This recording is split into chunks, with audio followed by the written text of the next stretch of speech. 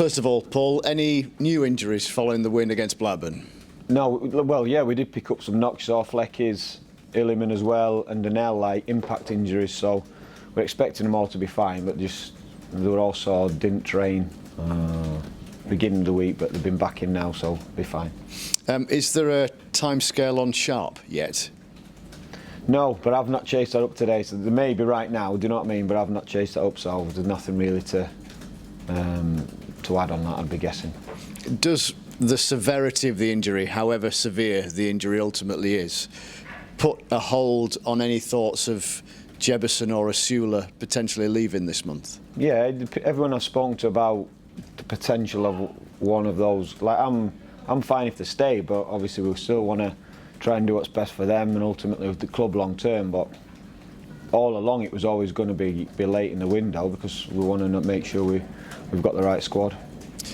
Is there, should you wish to sort of press the green light on anybody moving out for a bit, interested parties wanting to take them? Oh yeah, loads, yeah. And is it sort of a fairly straightforward process then? It can be made on the last day? Yeah. Right. And would that interest then be sort of other championship teams, lower down the pyramid, overseas? All of the All above. And anything? Yeah. There's honestly been loads of interest in them. Aside from the obvious one, which we'll come on to in a minute, is there any other interest in any Sheffield United player you might want to see play football elsewhere for a bit? No, we've got, in terms of us in the squad, we want everyone here. Like I said, maybe one of those boys, I can see when people are pushing me a lot, would they benefit from football, like a Will who's not experienced it yet. I can see the benefit of that, but the rest, that's our squad, then we're ready.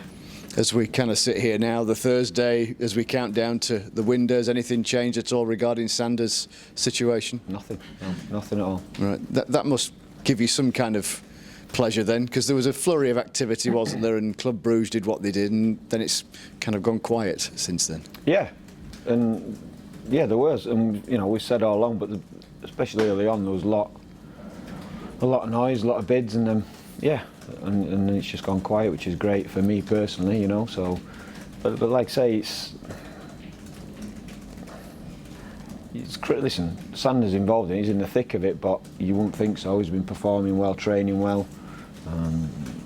Like I said before, he's a good lad, he's driven, and he knows the situation. Like the same, everything's been up front, everything's been handled properly. So yeah, there's no surprises, nothing's jumping out the woodwork, and hopefully nothing does. I appreciate I asked this question, and I have to acknowledge that I'm fishing here, but given the fact that he started the season exceptionally well, should somebody want to have an offer for Ndiaye, Sheffield United protected, you know, is the contract long enough to make it worth everybody's while that he stays? Yeah, listen, everyone's got a price, haven't they? Everyone, we know that, but I keep saying all the time, the board, Steve sat here, said we don't have to sell anyone, you know, which is great, and credit to them, we've not. So yeah, we want to keep the players we've got, want to keep working with them and see what we can do this season. Like I say, we've had a decent start, and yeah, those two in particular have contributed. They've played a lot of minutes, but we've got a lot of others who've been stepping up, and hopefully a few more to get up to speed to come in and help us, you know, as and when they're needed. Because I think I said it after the weekend's game that we won't do it with 11, it'll be the whole squad, and we've got, you know, 22, 23 real good players who are going to be needed. Just briefly on the ones that are not available to you, the 6 first team players that are currently injured, is there a progress report on them and when some of them might start to come back into the squad? Yeah, obviously Bash and Tommy are back fit. We give them some minutes in the game the other day to just keep ticking them on. Ender and Kieran have been on the grass today, so they're progressing, but they won't be ready for Friday. Who else was there? Bogues is still doing his recovery on the grass, progressing well, but he's getting to the point where he's going to make significant jumps. Obviously Billy's not yet.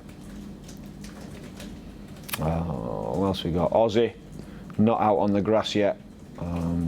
So again, we'll be led by his symptoms, because they say by the time his ankle's all right, we'll have probably forgotten about his hamstring injury, unless, like I said, the neural things are a bit of a problem, because he can wake up one morning, they're gone, but they may linger around, so he's getting the treatment for both. But like I said, that innocuous, the lad just standing on his ankle's the one that's the problem at the minute. Luton then, the next challenge from afar. What's your appraisal of them?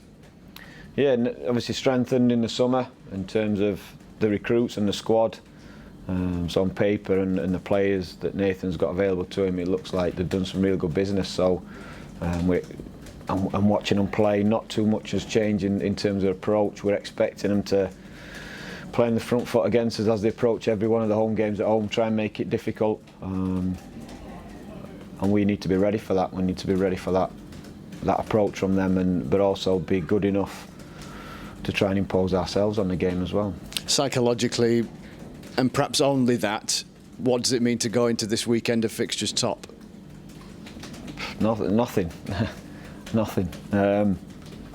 Listen, I've no doubt Nathan and Luton can talk it up and be, obviously we do have a target on his back, I get that. We'd do exactly the same.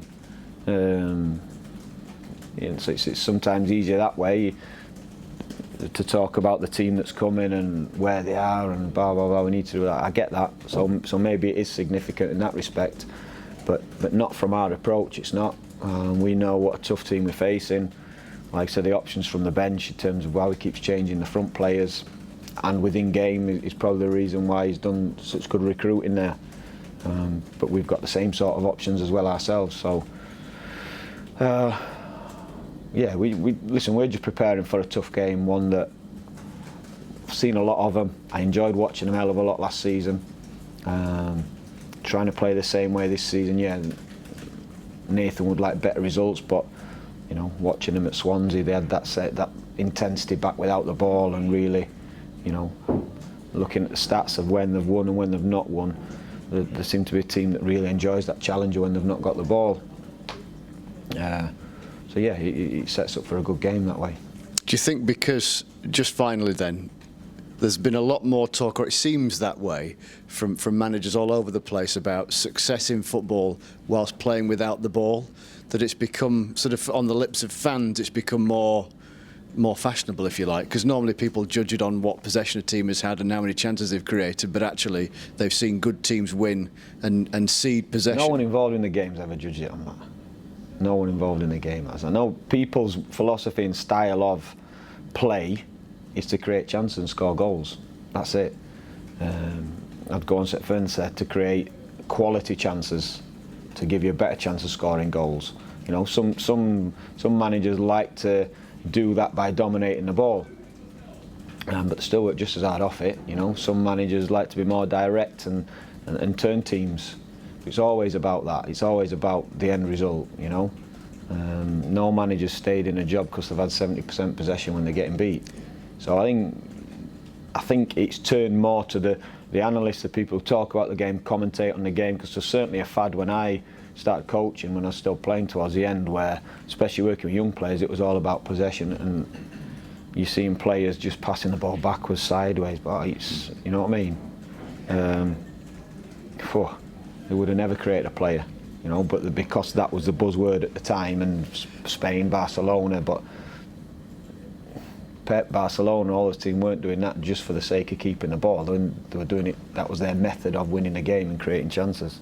I think it was the idea of where sort of football manager speak becomes almost an excuse, like the idea of the centre forward that doesn't score goals, he's still contributing, kind of thing. Yeah, but he can do that. If he's pressing, he's winning the ball back, I'd definitely be on about without the ball, but still that centre forward's going to have to look after the ball and be bringing other people into play.